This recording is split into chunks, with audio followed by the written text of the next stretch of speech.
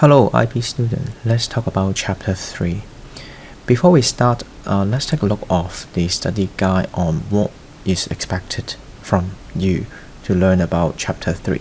So as you know, chapter 3 is about thermal, and you should have learned thermal physics in IGCSE before. If you try to look through the list, you'll find out there are so many things that has been already learned in IGCSE. So let's take a look here.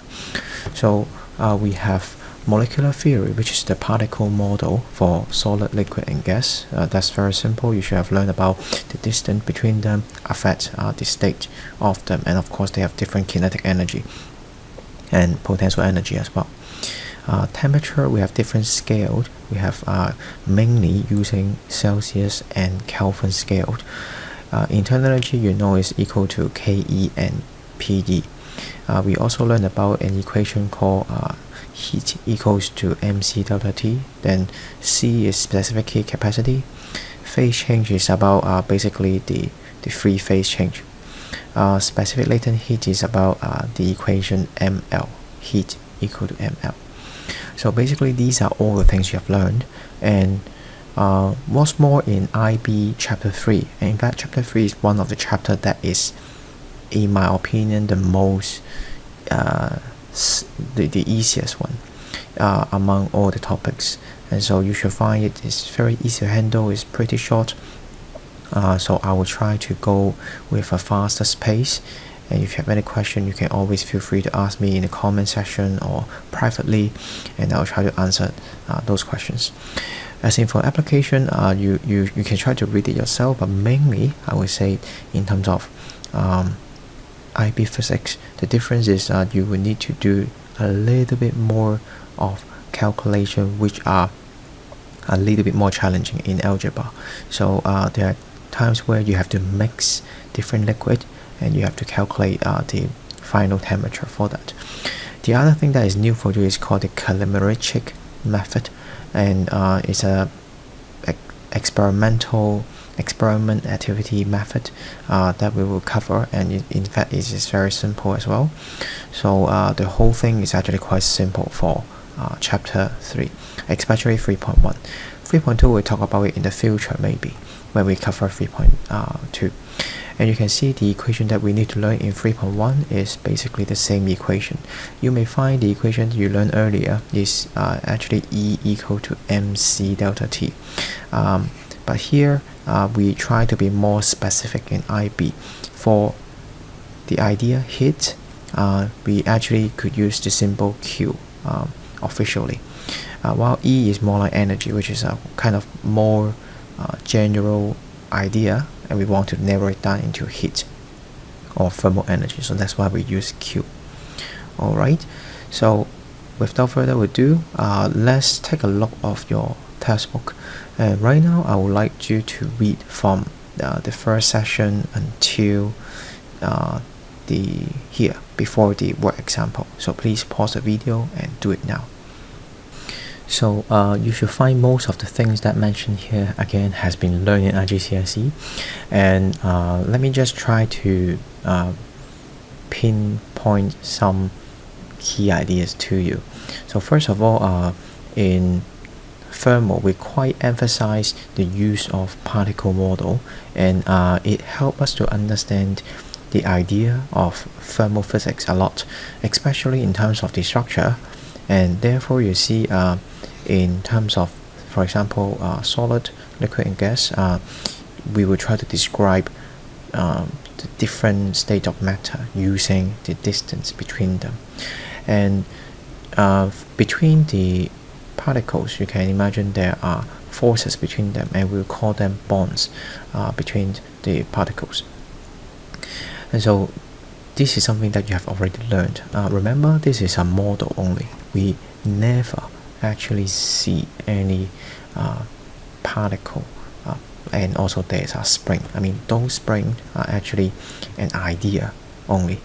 We never actually see a spring between the particle, and scientists has to use modeling to help us to illustrate the idea.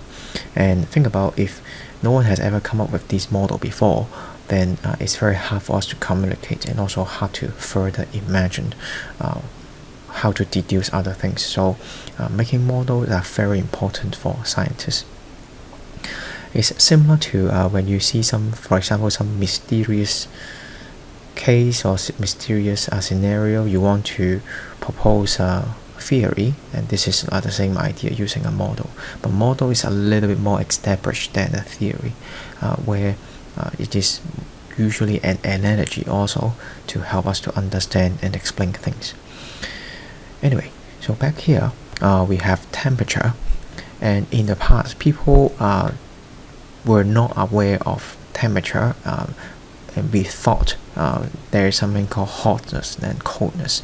In fact, in the past, people thought hotness or the energy, the thermal energy, is something called the heat particle inside. Like for example, if you have a bucket of water, people thought the warmer water or hotter water will have something called the hot particle, more hot particles inside the water, which of course you find is very ridiculous, but then it was how science advanced in the history, and he has been trying to correct it by other scientists and to make a more accurate model. So this is why again we have to build different model to try to understand our world. So the next thing that you may want to pay attention is the idea of absolute temperature. We'll explain why we need an absolute temperature later on, like how we discover it. Basically, it's something to do with the ideal gas law. So if you pay attention to your data booklet, you will find there's equation which you might have learned if your teacher taught you on this before in IGCSE, or maybe you just have seen it before. This is called ideal gas law.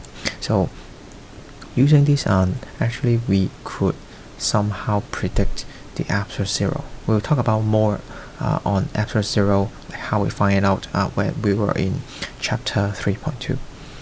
So the basic idea that you know about absolute zero should be all the particles, they will vibrate.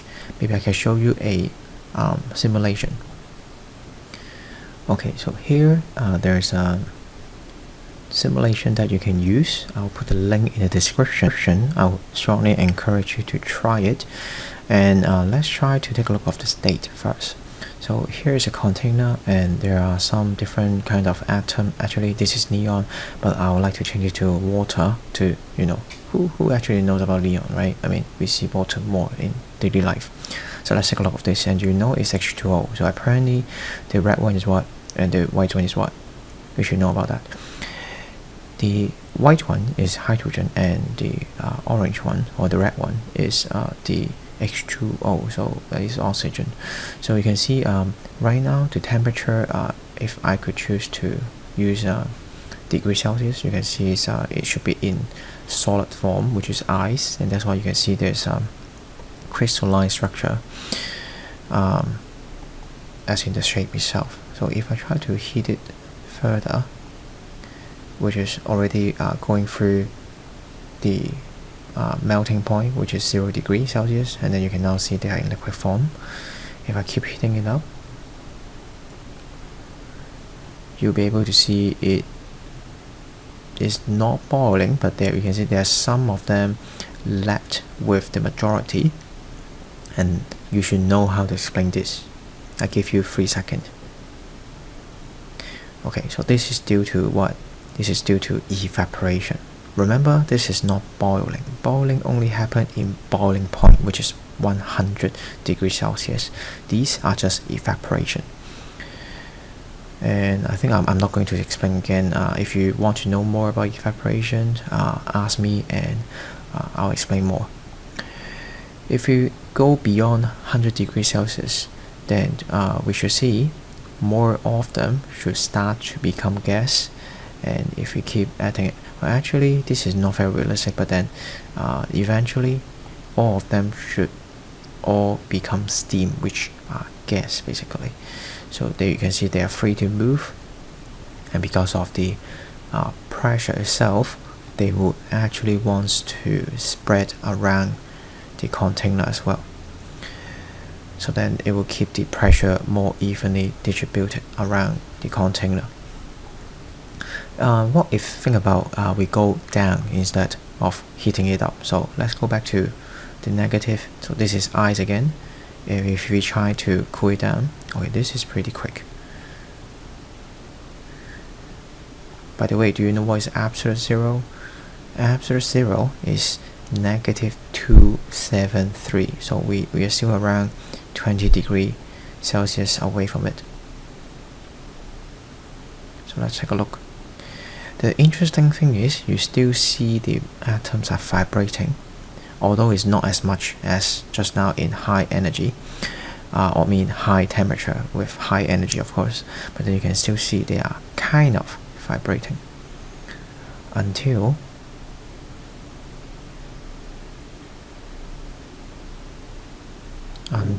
it is still vibrating, because this is still 1 degree away from absolute zero. And in theory, it's actually quite hard to get to absolute zero. And now I still see some vibration, but then in theory they should not be vibrating anymore. Technically you may see some translational motion, but then in terms of the random motion, the vibration, you should not see any. In the actual history, scientists, I think as far as I Google before, the best we can do is negative 272 point something, because it's very hard to make a container, imagine, or try to keep the temperature constant, because think about, if this is absolute zero, then all the energy would simply be gone right away to the surrounding. So it would be very hard to, it's like, imagine this is an engineering issue, a scientific issue, where you have to kind of isolate this away from the surrounding. It will be very hard, and also how to actually cool it down will be another very difficult problem. Think about that. Usually when you want to cool something down, how do? You use something cooler, but this in theory should be the coolest thing. I mean, as in, of course, coolest as in with the lowest energy. Of course it's coolest also. So how could you actually do it? Okay, so think about different ways, see if you can think of any creative ideas.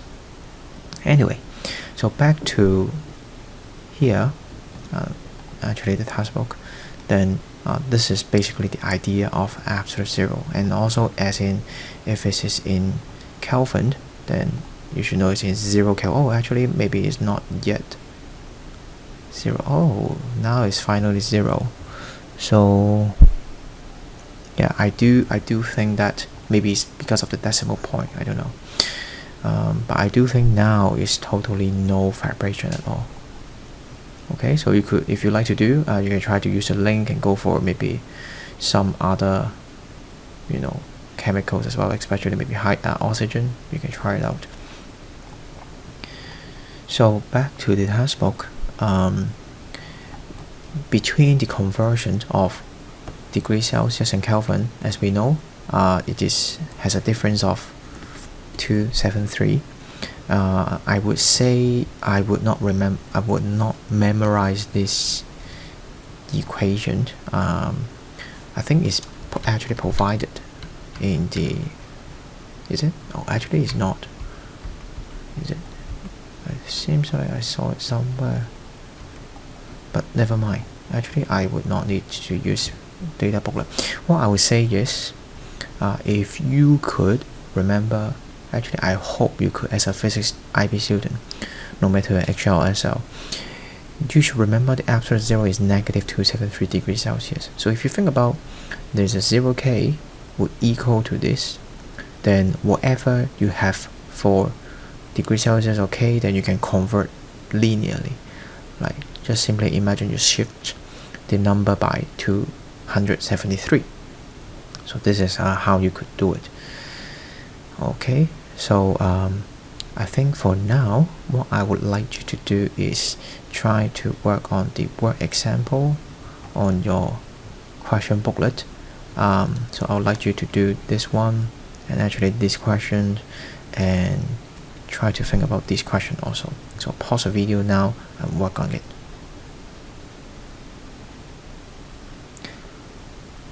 Okay, so let's take a look of the first example. So as we said, this is the change of temperature from this Kelvin degree temperature to another Kelvin temperature, and then state the temperature increase in degrees Celsius. This is a very simple question, because think about that. When you change from Kelvin to degrees Celsius, is the same amount of number. I mean, just think about the scale. It got shifted by 273. So no matter you're using Kelvin scale or degree Celsius scale, the delta T is always the same. If I try to use a symbol, maybe this could be degree Celsius. Yeah, it will always be the same. So if this is 20, then in terms of degree Celsius is also 20. Of course, if you really want to do, you can of course convert to 320 to Celsius and convert this one to Celsius, which let's try to do it here. 0K is to negative 273 degrees Celsius, so 320K is you just plus, right? So I would just use the calculator. So 47 degrees Celsius, so apparently 340K will be 67 degree, and so yeah, you should find the temperature difference is also 20. Okay, very simple question. Let's take a look of the next question, which to assess whether you understand the words, right, which are already introduced. Actually, you know what? You should find internal energy later on. So let's talk about that before doing this question. I'm sorry. Okay, so